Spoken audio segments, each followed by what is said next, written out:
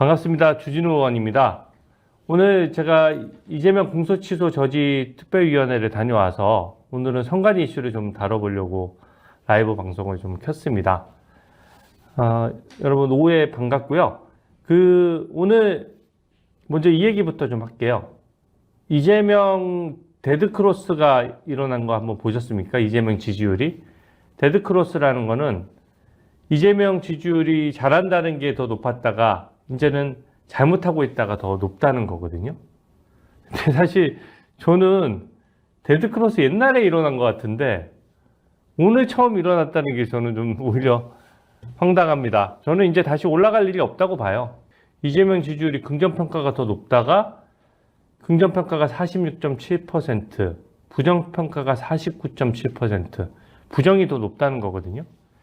이게 앞으로 전국 현안이라든지 선관위 사태라든지 올림픽공원 관련된 문제들에 두루두루 엄청나게 영향을 미칠 이슈입니다. 특히 리얼미터에서 조사를 했는데 리얼미터 조사가 대체적으로 이재명한테 잘 나오는 조사거든요. 근데 이게 지금 다들 이해를 안 되시죠? 미스트님이 46%는 이해가 안 간다. 더 낮아야 되는 거 아닌가라고 하셨는데 저는 진작에 데드크로스가 일어났을 것 같아요.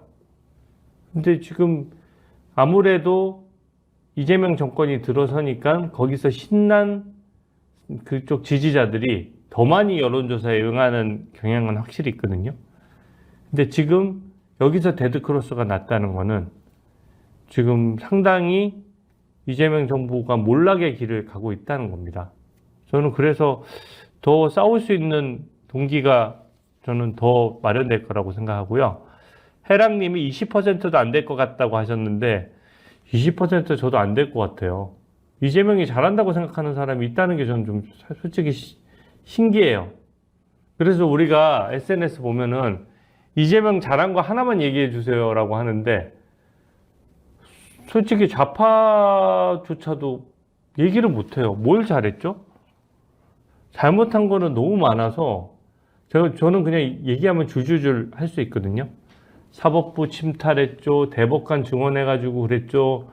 수사기관도 엉망으로 만들었습니다. 검찰 폐지하고 중수청 만들고 또 국민들 입틀막하기 위해서 언론 장악하기 위해서 방송법 개정해가지고 MBC 같은 경우에는 이 좌파 언론 단체들이 장악할 수 있는 어떤 구조를 만들어줬죠.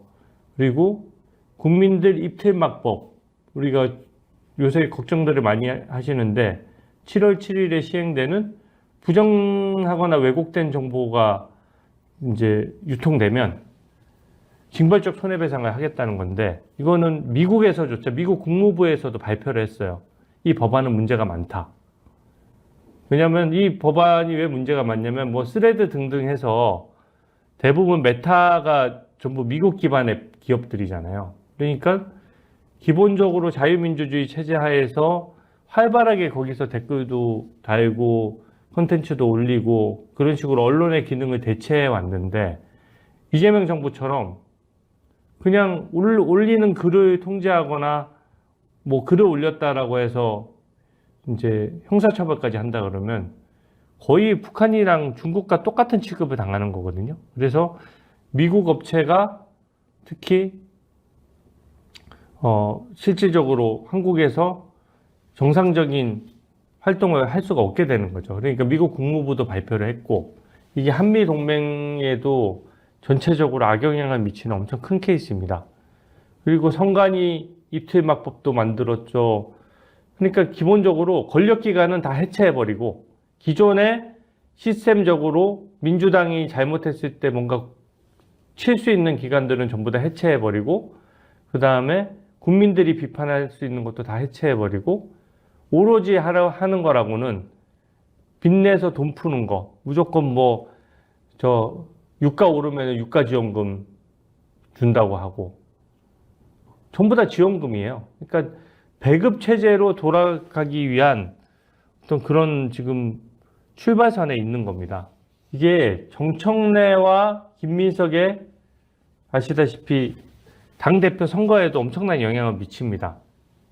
예전에 청와대가 뭐라고 얘기했냐? 대통령 지지율 높은데 이재명 지지율이 높은데 당이 발목을 잡는다는 식으로 얘기를 했거든요. 이제는 민주당 지지율은 국민의힘보다 못하지만 그래도 비슷비슷한데 이재명 지지율만 폭락을 하니까 거품이 거쳐가는 과정이죠. 다 거품이야, 다 거품.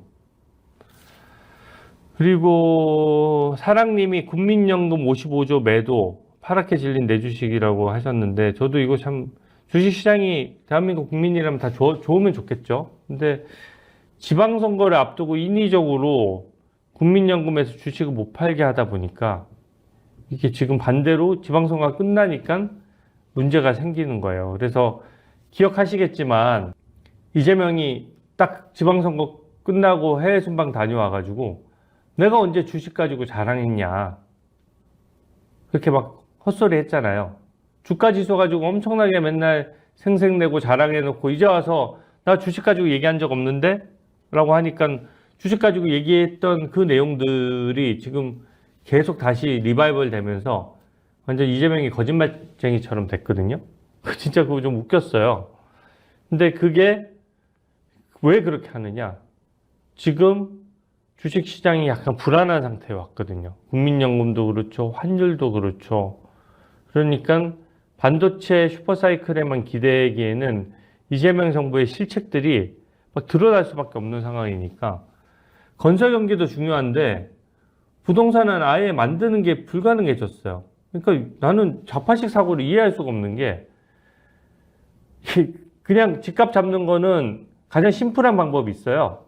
이명박 대통령 때 한 방법인데 규제를 막 풀어가지고 재건축도 많이 하고 집을 많이 지은 거예요. 그러니까 오히려 집값이 하락에 가까울 정도로 안정됐었거든요. 그때 그 이후로 왜 이렇게 됐느냐? 저는 박원순 시장 때가 제일 심하다고 생각해요. 박원순 시장 때 재건축 거의 제로에 가까울 정도로 웬만한 데는 재건축 허가를 안 해줬고 그게 쌓인 거죠. 막 수요는 계속 늘고 있는데 계속해서 공급을 안 하고 이번에도 계속 수요 억제책을 쓰잖아요. 대출도 규제하고 한번 집을 사면 실제 거주도 해야 되고 막 복잡하게 제도를 만드니까 실제 집을 살 사람이 없어지고 살 사람이 없는데 집을 지을 사람이 있겠습니까? 그리고 재건축을 하려고 해도 재건축에는 여러 가지 리스크가 있는데 재건축에서 수익이 나면 수익도 다 환수하겠대요. 그러면 손해날 걸 감수하면서 재건축을 할 수 있는 동인 자체가 없어지는 것이거든요. 그래서 이런 것들 등등 실정이 너무 많다 보니까 이재명 지지율이 전부 다 폭락을 하고 있는 거죠. 그래서 제가 이재명 지지율 폭락의 가장 큰 원인 중에 하나가 이재명 공소 취소도 있지만 이재명이 참정권 문제에 대해서 거의 둔감하게 아니 뭐 그게 뭔 상관이 있어? 라는 식으로 거의 배째라는 식으로 한 것에 대해서 분노한 민심이 반영된 결과라고 생각합니다. 좌파들은요 지금 어떻게든 저 올림픽 공원에 사람들 모이지 않게 하려고 계속해서 거기 있는 뭐 폭력 상황이 있는 것처럼 막 자꾸 부풀리고 과장하고 왜곡해요. 그 왜 그렇게 하냐? 자기들이 강제 진압을 하자니 그렇게 탄압했다가는 이재명이 탄핵되고 하야의 사안이 돼버리거든요.